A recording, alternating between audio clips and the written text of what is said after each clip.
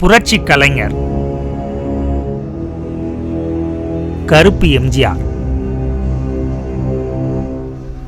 Captain.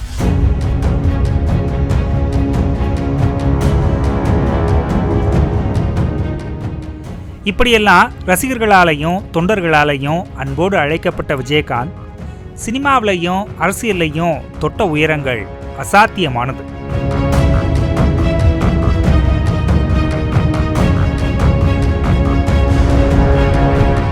1952 மதுரையில் பிறந்த விஜயராஜ் பின்னாட்களில் கோடம்பாக்கத்தின் கேப்டன் விஜயகாந்தாக மாறினார்.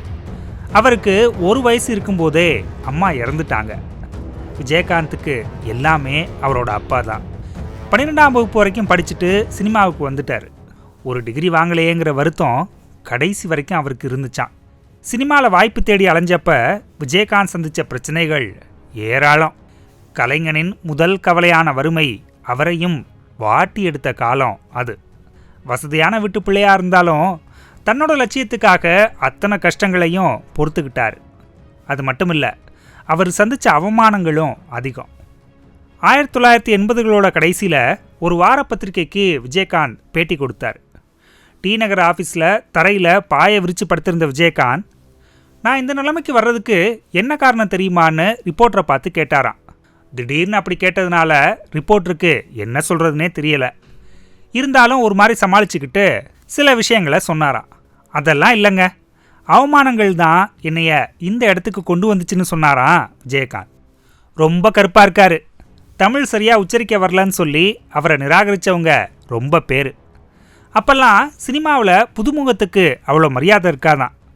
சாப்பாடு கூட ஏதோ வேண்டா வெறுப்பாக போடுவாங்களாம். அதான் ஒரு ரஜினிகாந்த் இருக்காரு, அப்புறம் எதுக்கு விஜயகாந்த்னு கேட்பாங்களாம். ஆனால் எதை பற்றியும் கவலைப்படாமல் வாய்ப்பு தேடிட்டே இருந்தார் விஜயகாந்த். தொடக்கத்தில் சில படங்கள் சரியாக போகலை. அப்புறம் 1981 வெளியான சட்டம் ஒரு இருட்டரை பெரிய ஹிட்டாச்சு. அதுக்கப்புறம் நடித்த சில படங்களும் தோல்வி. 1 வருஷம் படமே இல்லாமல் இருந்த விஜயகாந்த் மறுபடியும் சாட்சி படம் மூலமாக வெற்றி பாதைக்கு திரும்பினார். இதுக்கு நடுவில் விஜயகாந்த் கூட எல்லாம் நடிக்காதீங்கன்னு யாரோ சிலர் கிளப்பி விட, அதை நம்பி அந்த நேரத்தில் டாப்பில் இருந்த சில ஹீரோயின்ஸ் அவர் கூட நடிக்க மாட்டேன்னு சொல்லிட்டாங்க. அதில் ஒருத்தரோட வீட்டுக்கு போன விஜயகாந்த் தான் மேலே எதுவும் தப்பு இல்லைன்னு நேருக்கு நேராக பளிச்சுன்னு சொல்லிட்டு வந்துட்டார். அதுதான் விஜயகாந்த். ஒளிச்சு மறைச்சு பேச தெரியாத வெள்ளந்தி மனுஷன். புலன் விசாரணை படத்தோட ஷூட்டிங் நடந்துட்டு இருக்கும்போது தான் பிரேமலதாவை பொண்ணு பார்க்க போனார் விஜயகாந்த். ஒரு முன்னணி ஹீரோ பொண்ணு பார்க்க வர்றாருன்னா பொண்ணு வீட்டுக்காரங்களுக்கு எப்படி இருக்கும்? எல்லாரும் ரொம்ப ஆவலாக காத்துட்ருக்கும்போது காரில் வந்து இறங்கினார் விஜயகாந்த். கருப்பு வேட்டி, நெத்தியில் சந்தனத்தோட, காலில் செருப்பு இல்லாமல் வந்து இறங்கின விஜயகாந்தை பார்த்து எல்லாருக்கும் ஆச்சரியம். அப்போ அவர் சபரிமலைக்கு மாலை போட்டிருந்தார். பிரேமலதா கொடுத்த காஃபியை குடிச்சிட்டு எதுவும் சொல்லாமல் ஷூட்டிங் கிளம்பி போயிட்டார். கொஞ்ச நேரம் கழித்து பொண்ணை பிடிச்சிருக்காம்னு அவர் வீட்டில் இருந்து சொல்லியிருக்காங்க.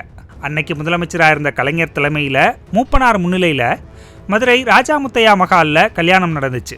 நம்ம வீட்டுக்காரரு பெரிய ஹீரோங்கிற எண்ணத்தோட சென்னைக்கு வந்த பிரேமலதா கபோர்டை திறந்து பார்த்தா 4-5 கதர்வேட்டி சட்டை மட்டும்தான் இருந்துச்சான். ஆமாங்க, எங்கே போனாலும் கதர்வேட்டி சட்டை போடுறது தான் விஜயகாந்துக்கு பிடிக்கும். தன்னை ஒரு ஹீரோவாக நினைக்காத ரியல் ஹீரோ அவர். ஆயிரக்கணக்கானவங்களுக்கு சோறு போட்ட புண்ணியமா. இன்றைக்கும் என்றைக்கும் நீ எங்கள் நெஞ்சத்தில், அன்புக்கும் பண்புக்கும் நீ அந்த சொர்க்கத்தில். இது வெறும் சினிமா பாட்டு இல்லை, கேப்டன் விஜயகாந்துக்கான புகழ் அஞ்சலி.